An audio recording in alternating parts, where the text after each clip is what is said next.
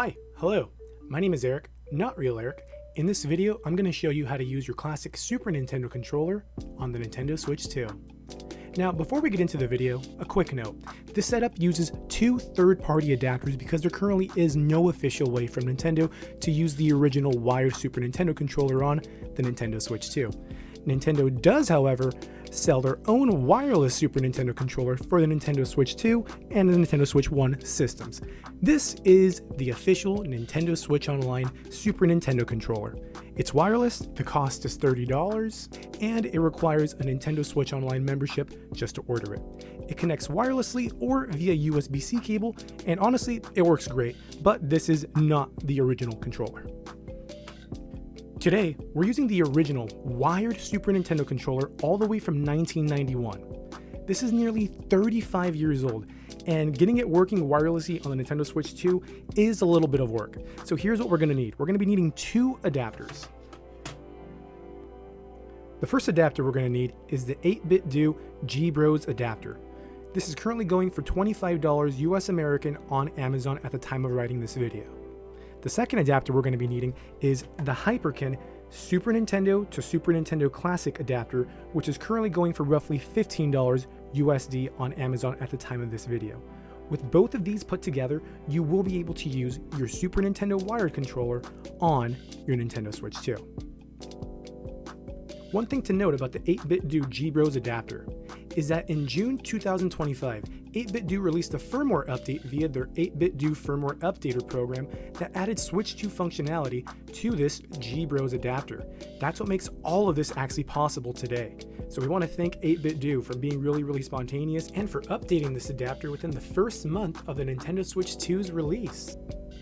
Alright, the first thing you're going to want to do is have two AA batteries inside of the 8BitDo GBros adapter. Once you have those both AA batteries installed, go ahead and let's turn to the front of the adapter. The adapter has four buttons: a green button, a red button, a switch, no pun intended, and the yellow sync button. Make sure that the knob is set to S for Nintendo Switch. Then, for the first time, we're going to turn on the adapter by pressing the red heart button. Once you do that, press and hold the yellow sync button on the adapter.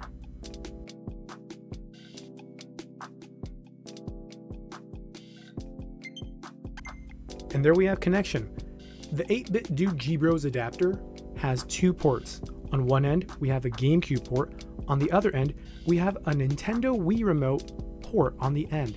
With this port, this matches the same connectivity port that is found on the Super Nintendo Classic and the NES Classic released by Nintendo a few years back.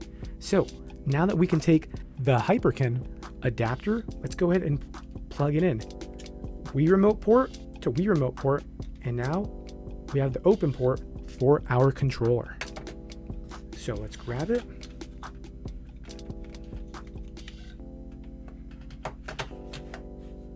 And here we have the GBros 8BitDo adapter, the Hyperkin SNES to SNES Classic adapter, and the official Super Nintendo controller.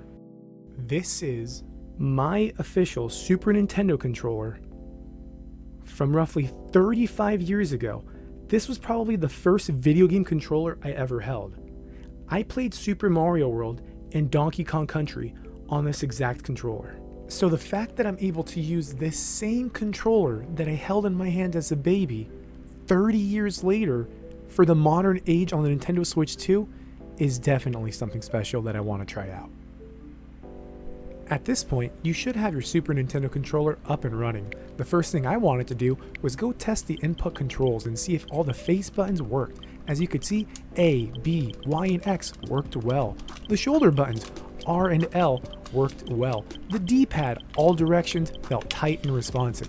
However, we run into some complications. With these adapters, the start and the select button do not work, and they do not translate to the plus and the minus button as one would expect with Nintendo Switch. Despite this, what this controller setup lacks in functionality, I think makes up for it in performance. As you could see, when using the Super Nintendo controller, it makes games like Super Mario Bros. Wonder play and feel like Super Mario World.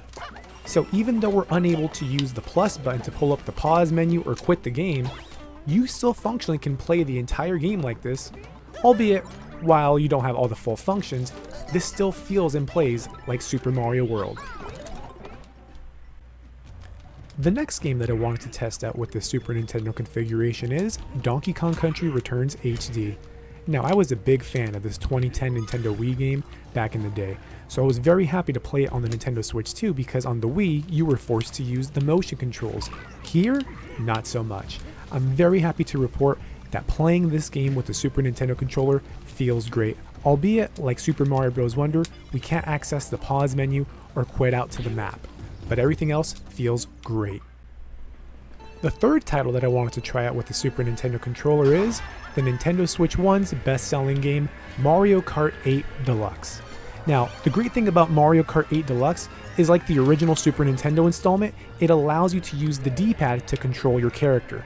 So you can accelerate, you can brake, you can hop, you can drift. Relatively all the functions needed here for Mario Kart work, and this works very, very handily.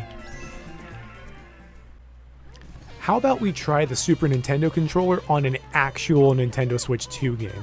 Now, Mario Kart World I'm having a lot of fun with, but it's very different than Mario Kart 8 Deluxe. Mario Kart 8 Deluxe, we were able to control our character. However, in Mario Kart World, the directional pad does not control your character. What the directional pad does, it will only allow you to rewind.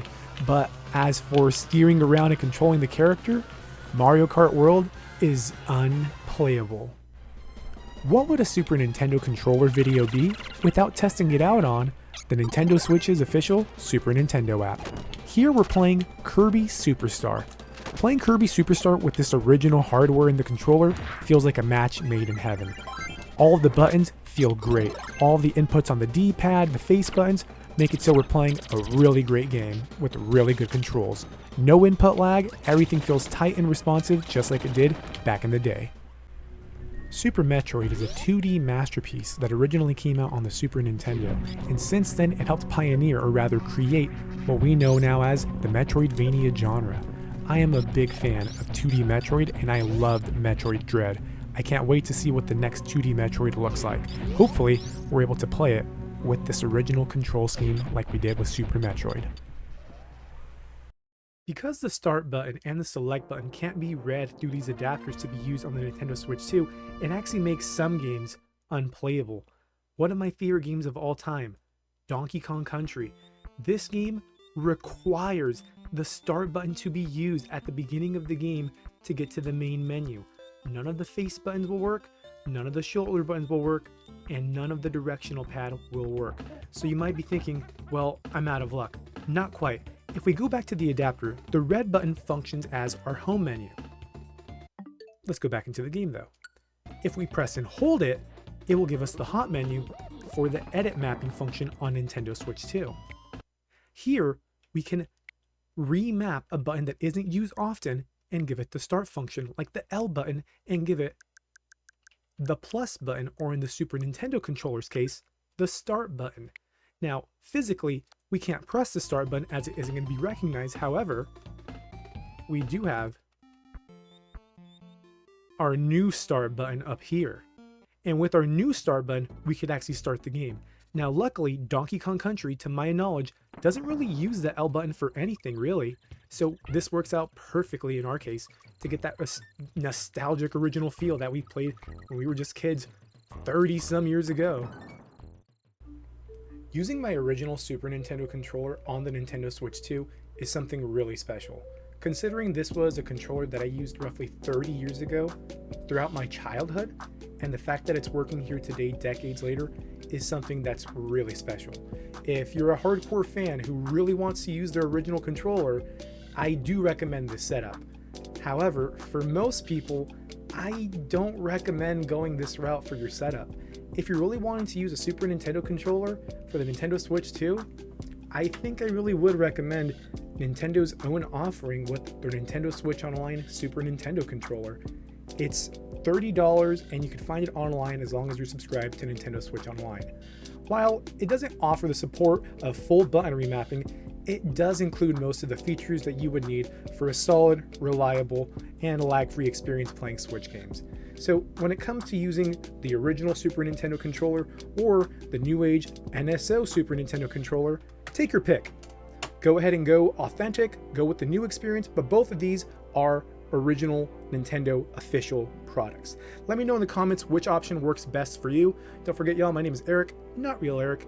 Thank you so much for watching. Stay real, stay safe, stay you, and we'll see you in the next one. Thank you.